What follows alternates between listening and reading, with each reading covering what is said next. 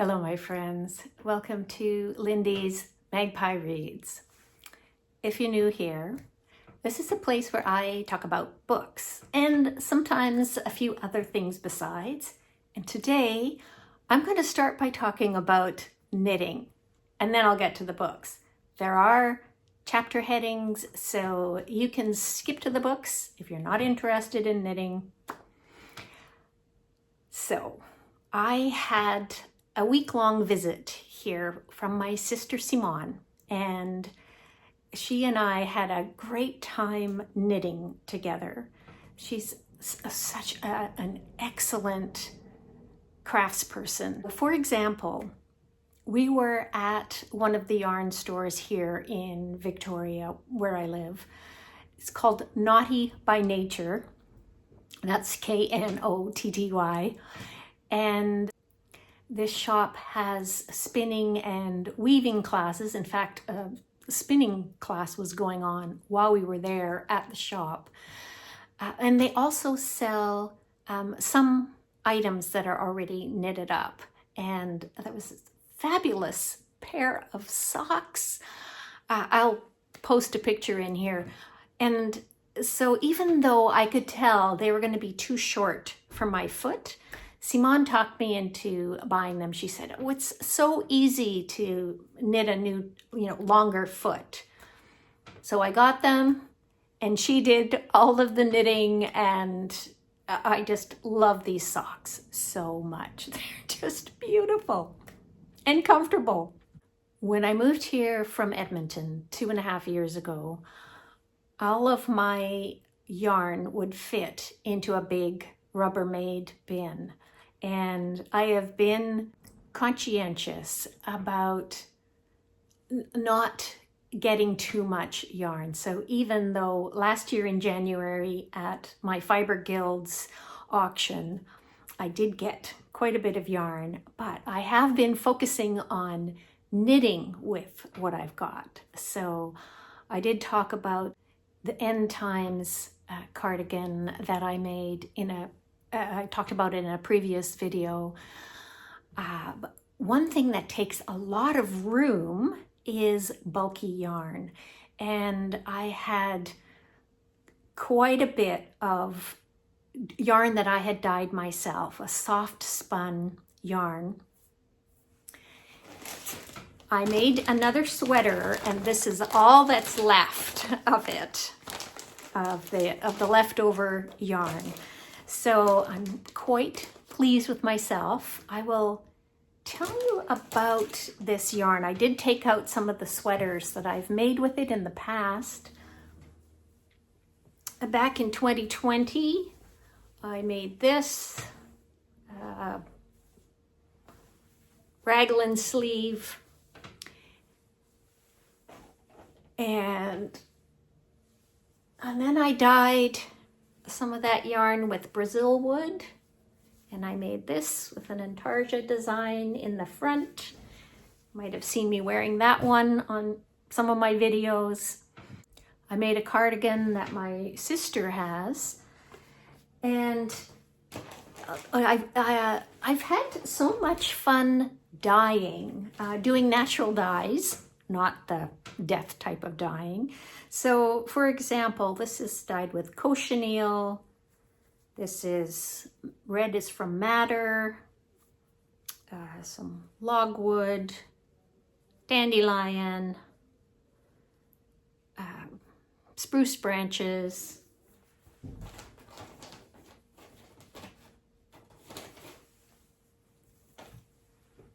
Here's some of that Brazil wood that I made that sweater with that I showed you. This is madder, I think. Yeah. And walnut husks. So one of the things about soft spun yarn is it is really easy to break. Just pulls apart like that. But it's also really easy to splice it together again. It does make it hard to stitch with, however. So this was my most recent sweater. Oh, I think I'll have to pop in photos, but you can see it's a thick fabric that's done because it's all in garter stitch, and that's just bulkier. I had weighed the yarn that I had left. So I weighed the gray sweater and it was about 750 grams. And then I weighed how much yarn I had left, and I had about 850 grams of yarn left. So I thought, okay, I have enough to make another sweater. But I did have to go and buy a skein of black at Naughty by Nature. And Simone brought her leftover soft spun yarn. She had some black and dark gray, and I incorporated that in this sweater as well. So I also want to tell you about my inspiration for making that sweater. I had signed up for some online knitting workshops through Knit Stars. I'll include a link below to that. And one of the workshops was by Anne and Kay of Modern Daily Knitting, and they talked about log cabin modular knitting, which is what I did for this back panel. And I was really intrigued by that idea of pick up and knit and increasing that way, partly because I knew that I had just small quantities of each color of yarn, and I didn't want to knit another striped garment. I have this one, you've probably seen me wearing it on my videos, that's done in stripes, which I really like. These colors, by the way, are from natural dyes, but they're from the exhaust baths. So the first dye bath, I would get a strong color, and then there would still be some color left, and not wanting to waste any of it, I would throw in a skein of mordanted yarn to absorb whatever color was left. And sometimes the same skein would have to go into 2 or even 3 exhaust baths of yarn in order to get enough color to really show. Now I'm getting totally off track. What was I telling you? How I came up with the inspiration for this particular cardigan. So I did want something that I could open and close in the front as opposed to pull over my head. And one of the Knit Star workshops was by Nora Gone, and she's famous for her cable designs. But at the library, I found a different sort of book by Nora Gone called Knit, Fold, Pleat, Repeat. And she uses rectangular shapes in that one. So I thought, okay, this is going to work for this project that I had in mind, making something modular, even though the particular design in that book that I was basing the shape on was with a more supple fabric from a thinner yarn. But still, this is just to let you know how my inspiration and ideas and creativity works with my knitting. Okay, enough about that. And on to the books. This morning, I just finished reading Under the Eye of the Big Bird by Hiromi Kawakami. And it is translated from Japanese by Asa Yoneda. This author, it has written many books. She was born in Tokyo in 1958. I've only tried one other of her novels, the Nakano Thrift Shop, and I DNF'd it. So what convinced me to pick up this in spite of that disappointment was another booktuber. I'm pretty sure that it was Angelia of Read and Reread. Regardless, I heard someone talk about it in such a way that I thought, that is a book that I am going to enjoy. And I did very much. It's science fiction. and it's written as a collection of interconnected short stories, and it spans thousands of years towards humanity's extinction. And it's not depressing. I had a big smile on my face from the final line in this book. It was only the penultimate story that initially I didn't like as well. It took me about halfway through the story before I really got into it. And I found that particular story a bit dry, but it is from the viewpoint of artificial intelligence. So I guess it's fitting that that is the style in that particular story. And like I said, this book gave me a big smile. So glad that I got to it. I've got another translated book to tell you about, The Fawn by Magda Szabo, who was a Hungarian writer. She died in 2017. I buddy read this with my friend Natalie, whose channel is A Curious Reader. She lives in Sweden. And a year ago, Natalie and I buddy read another book by Magda Szabo, The Door. I have to say that I enjoyed The Door more than this one, although the reading of this and the discussion with Natalie was really, really rewarding. This novel is very much a puzzle. It is told in a stream of consciousness, the voice of a woman, Esther, who's an actress, and it's over the course of one day. But because we're in her head, her memories range back to her childhood. So this is covering about 3 decades in Hungary during a really tumultuous time of the 20th century. There's her childhood during the interwar years. There's the invasion by Hitler's army and then the takeover by the Soviets. So you really get a vivid picture of what life was like and how it changed through those periods.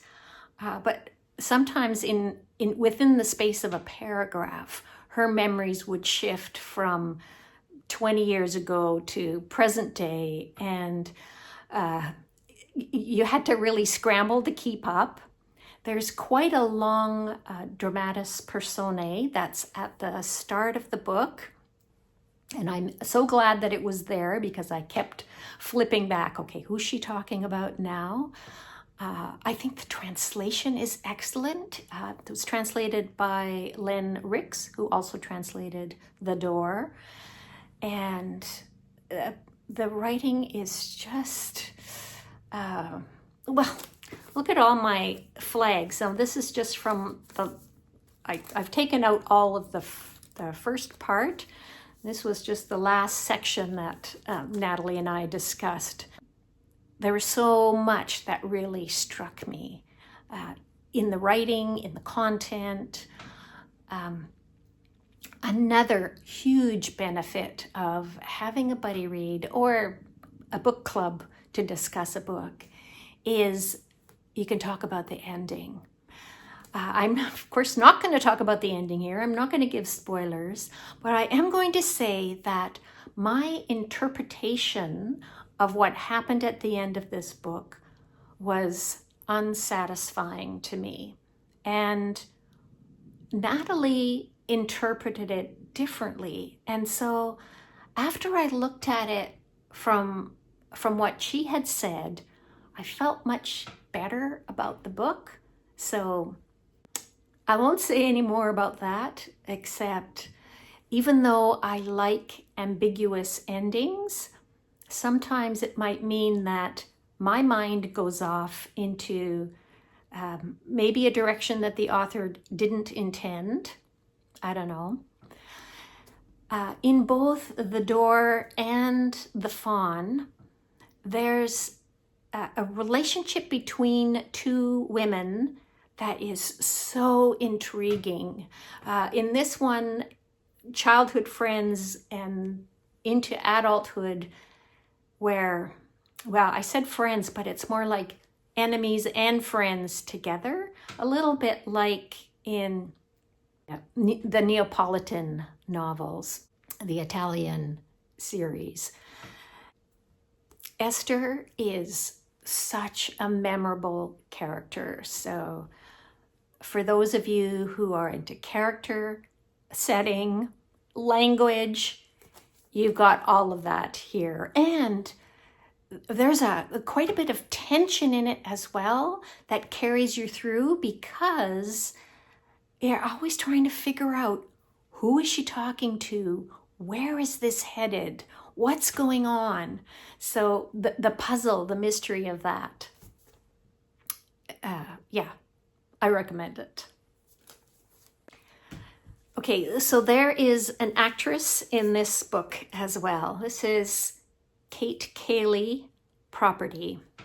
Kate is a Canadian writer. I think she's mostly known as a playwright and theater director.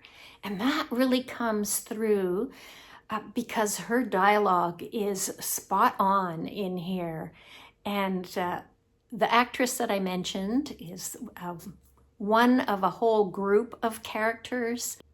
Once again, this is a story that takes place over the course of one day, and the story keeps rotating like a kaleidoscope between this quite large cast of characters, all taking place within about one city block in Toronto, contemporary times. So there's a house that's under construction that we meet in the very first page via the rats that are in the basement. And flooding is happening because the owner wants to dig out and make a full basement, and the water table is very high. One thing we know right from page 1 is someone is going to die on this day. The characters going about their lives, one of the events that's going to be happening is a dinner party with two couples and their children. So one of the couple, Maddie and Alex, they have a boy and a girl, and the other couple is a lesbian family, Nat and Frankie, and they have a boy and a girl also. Their two girls, Cleo and Sylvie, are best friends. They're 10 years old. And this is at the point where that friendship is about to change. There's an unequal power relationship between them. We do get brief glimpses into the characters' lives for the future, which I found really satisfying. So, for example, there's this. Both girls grow up to be relatively decent, not vicious. That was just something they tried on for a little while. So this is something that happens where the parents get called into the school because of something that the girls have done. The evocation of childhood is done so well in here. Remembering what it was like to be a child. The youngest one, I think, is 7, and he's pretty destructive. And then there are these two 10-year-olds who are doing mean things. It's really, really good. Now, Maddie is waiting for a phone call from her agent about an acting part that she's tried out for. And she is glued to her phone throughout this day as she's preparing dessert that she's bringing to the party later. All of the small little details just make this so rich. So for example, Frankie comes home on the night of the party with a couple of bakery boxes. She says, I picked up something for dessert. And Nat says, but Maddie's bringing dessert. And Frankie says, so we'll have 2 desserts. And Nat says, no, that's not going to work. Maddie is going to be upset if we think that her dessert is not going to be sufficient. So Frankie says, okay, well, we'll have these for breakfast tomorrow instead. And later on, when the guests arrive, Nat is really hoping that Maddie doesn't notice that there are bakery boxes on top of the fridge. So, it's just little details like that. There's lots of examples of how in our youth, we had ideals that we let go of as we get older. Examples of vague dissatisfaction and how we negotiate that or not. I really like this a lot. And based on what I've said about it, you can probably guess that there are many similarities to Virginia Woolf's Mrs. Dalloway. And I found both of these books seemed like they were inspired by that novel, with the stream of consciousness style, the references to war in Property. It's a different sort of trauma that one of the characters has experienced, but still the preparations for a party, the thinking about past relationships and whether or not those worked out or not, all of that. It really makes me want to reread Mrs. Dalloway. Yeah. The lesbian parenting in Property, it's like present day Canada.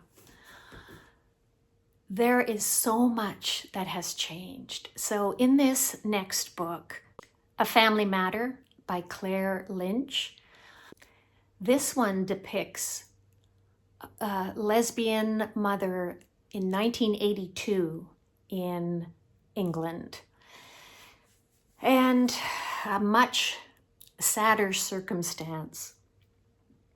There's actually 2 timelines, 1982 and 2022. In the 1980s, lesbians were considered unfit mothers, not just in England, but in Canada as well.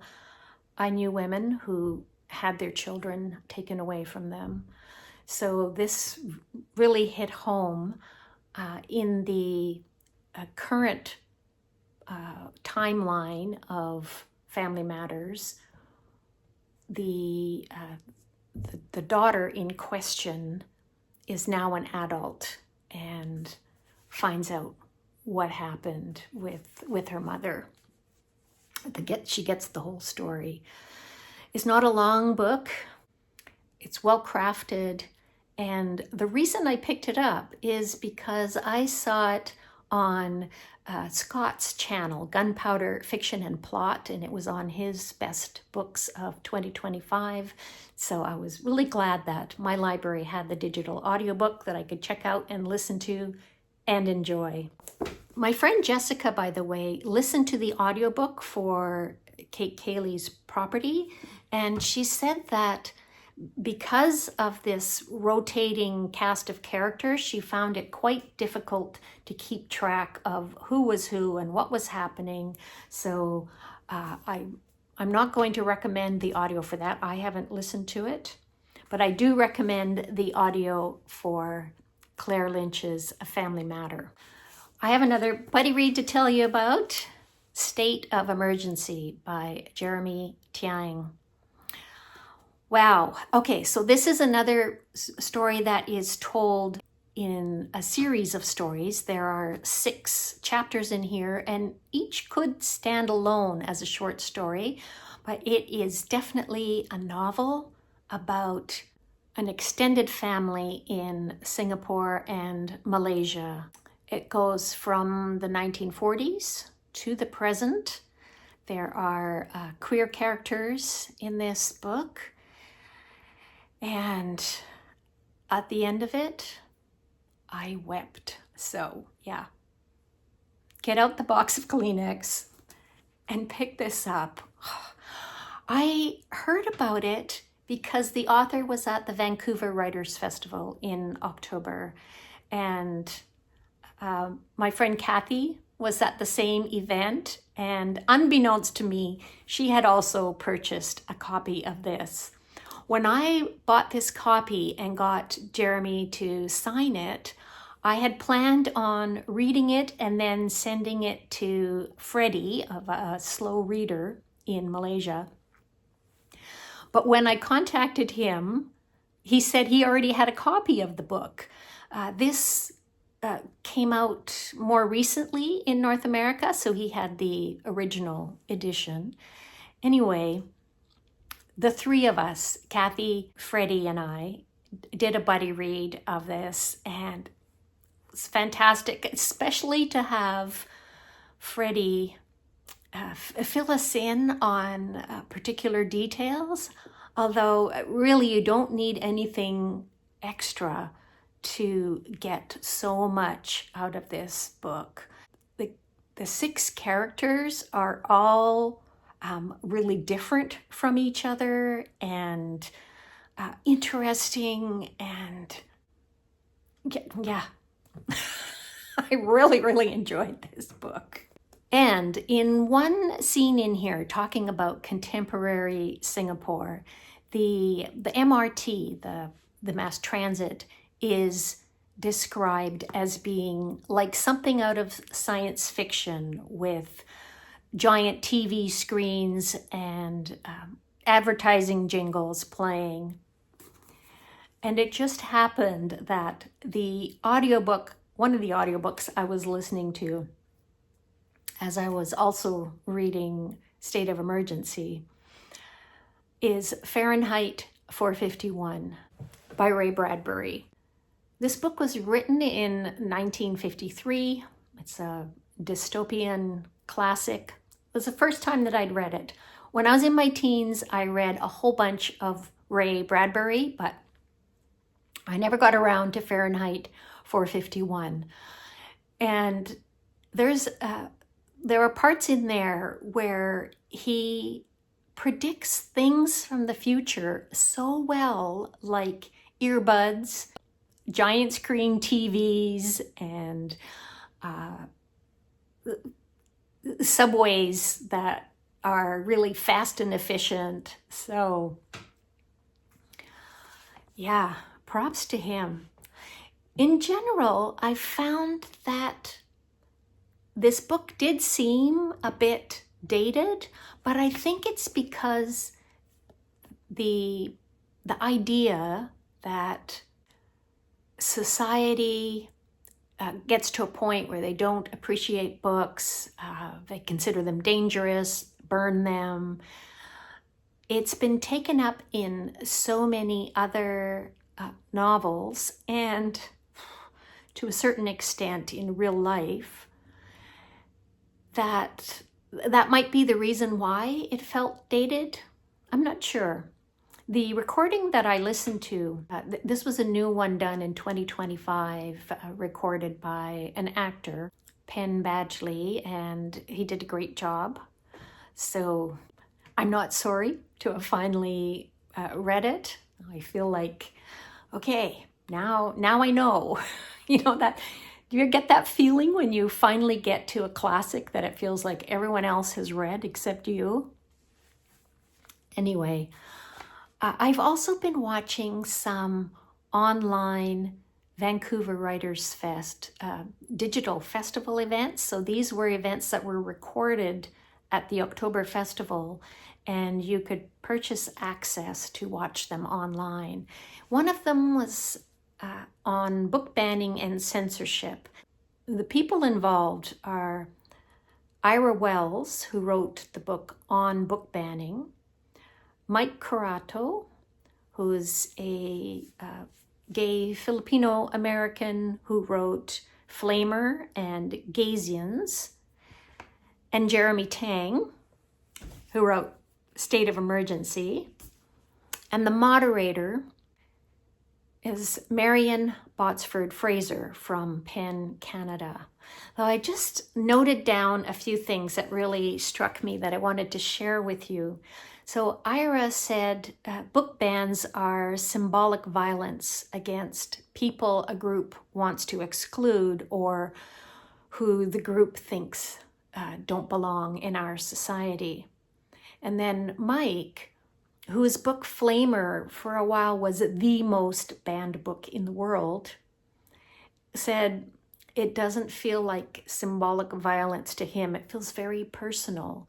So that book, Flamer, was largely autobiographical. It's about being queer as a young person. It's aimed at teens. And he wrote it to help people. He wrote it to give reasons why you shouldn't kill yourself.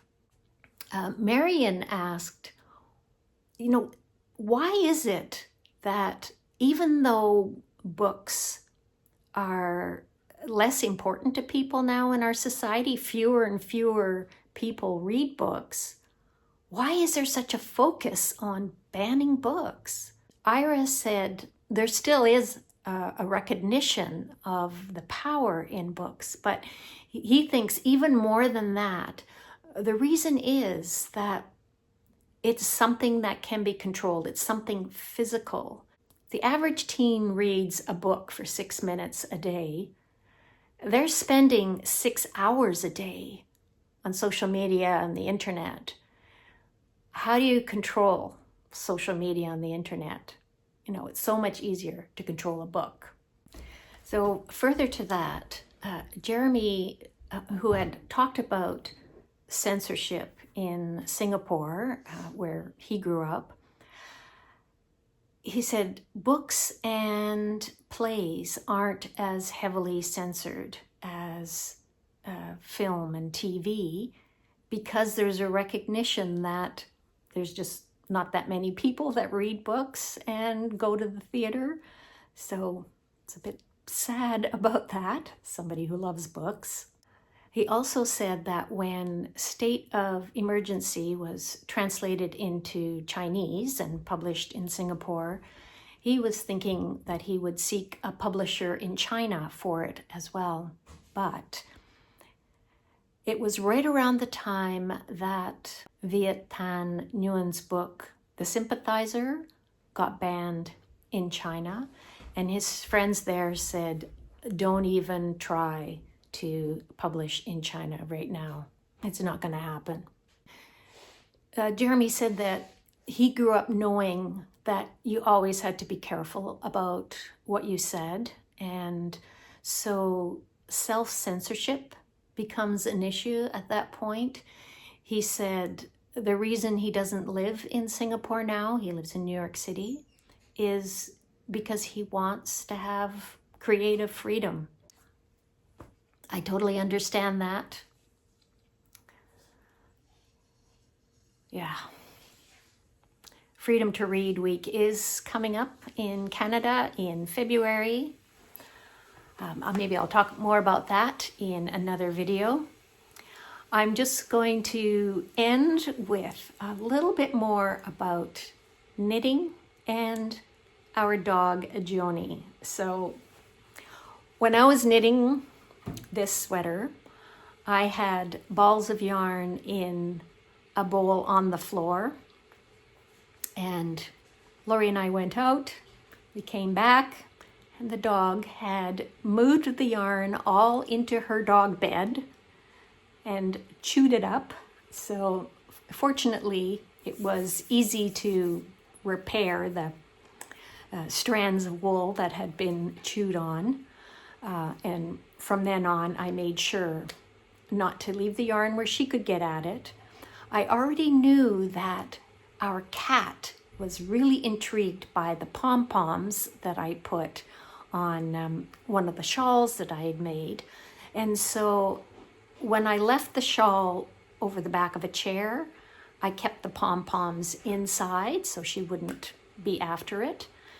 But on another occasion, I think she managed to get the shawl off the chair, and after that, Joni was able to get at the pom-poms, which no longer exist.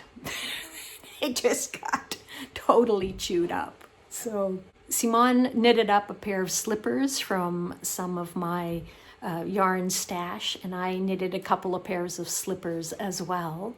And I like to put pom-poms on this type of granny slipper, but I decided no pom-poms, because these are for guests who come. Now, I don't know if you do this in your house, but it's typical in Canada that you take off your shoes at the door and either put on slippers or you just have your socks in the house.